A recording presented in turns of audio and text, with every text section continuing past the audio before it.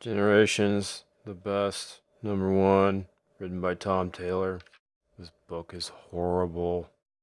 No, seriously, this book is awful. Absolutely freaking awful.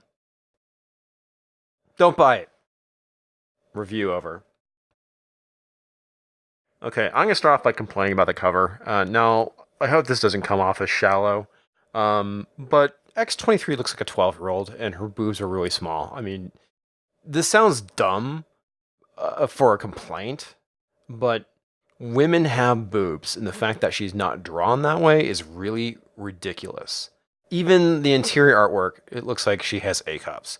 Now, in previous drawings I've seen of her, it looks like she actually has a chest, like she's a mature woman, because most women have these things. Like I said, I know that comes off as kind of shallow. It's just kind of nitpicking because it goes back to that whole kind of weird, SJW thing that Marvel's pushing these days. Okay, so this is from the first issue of All New Wolverine. As you can see, she's actually drawn like a woman. Boobs and all. Okay, I'm going to stop complaining about this now and move on. The book is written by Tom Taylor. Tom Taylor has written a few things I have liked in the past, specifically the Injustice series. The writing in this is terrible. Now, I made the mistake of watching Diversity in Comics review of this book first, or earlier in the day. That was a big mistake because now all I see are the things that he's pointing out, specifically the way Wolverine's talking, and he's a complete cuck in this book. So this is what we get. We open up, he's fighting the Hand, and basically he's just talking about how he used to be the best at what he did. Because, that was like his catchline, right? That I'm the best at what I do. But it's not enough. I'm about to die. Would Wolverine really say that? So this is from All New Wolverine #1, and Laura is talking to Wolverine, and this kind of sets you up this kind of relationship that they have. Everything they did to you, everything they took from you, and you're still not as mean as me. Now, keep this in mind as I go through the book. You think that seeing Wolverine, she would actually be happy, instead she's kind of an ass to him.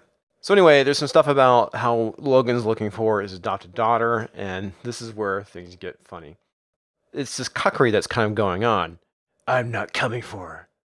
I was the best. There isn't what I do. At least I thought I was. And again, what they're doing is they're leading up for this kind of, not even passing the torch. It's the whole idea that somehow X-23 is actually better than Wolverine. But it's this constant having to show up the old character. See, this character's better than Wolverine. You should like All New Wolverine. She's better than him. Oh, for fuck's sake, come on. Laura was great on her own as X-23. She doesn't need to be Wolverine, but hey, whatever. I know I'm fucking yelling at a brick wall here. So these books, they're not about telling good stories. They're just setting things up to say, hey fans, look, you should like these characters. They're just as good as the ones that got replaced, right? Right? No. Come on, Wolverine's Wolverine, X-23 is X-23. So all you get is just Wolverine gushing, talking about how awesome X-23 is. Oh, sorry. Like Wolverine. All New Wolverine, right? Sorry, my bad. And again, this page kind of reinforces that. They're done. You have a thorn in your back. I know. This page is also terrible. It really kind of illustrates what kind of cuck Wolverine is. Rather than going through and saying, hey, who the fuck are you? Why do you have claws? Why you kind of dress like me? And Laura being, hey, I'm so glad to see you. I can understand why she doesn't go into about how he's dead. I mean, that makes sense. But the fact that, he is this father figure to her, and she acts like she's not happy to see him. And then you have Wolverine being like an awkward teenage girl. It's fucking retarded. So they track the Hand down to this warehouse. It's full of explosives. There's one guy in the rafters, and he tosses a grenade, and down there's this explosion. And this scene, or this page. Oh. You don't need to protect me. It was instinct. No, it wasn't. And I keep hearing what Diversity in Comics said. Patriarchy. There's this nonsense of how she's just trying to prove how much of a badass she is because, patriarchy. It's dumb. And again, you're getting these quips. There's someone coming. You sure? You smell him yourself.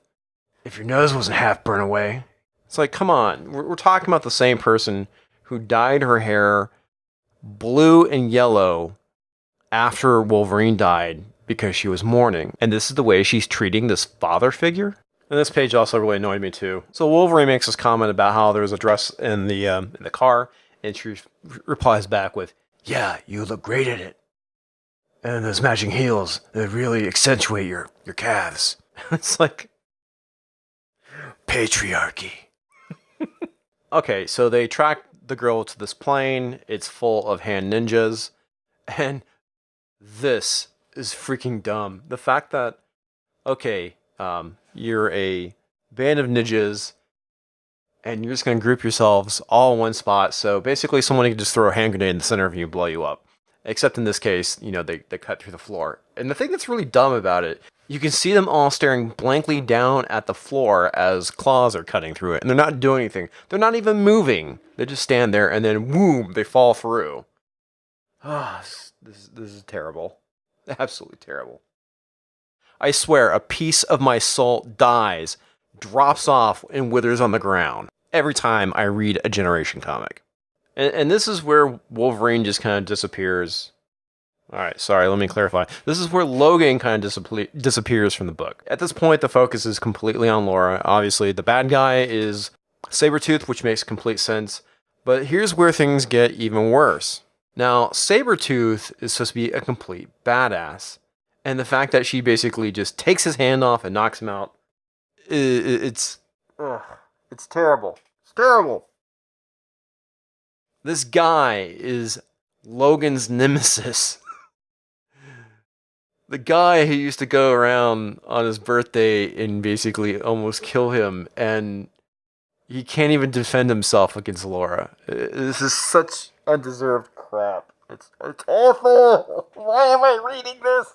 Why am I giving Marvel money?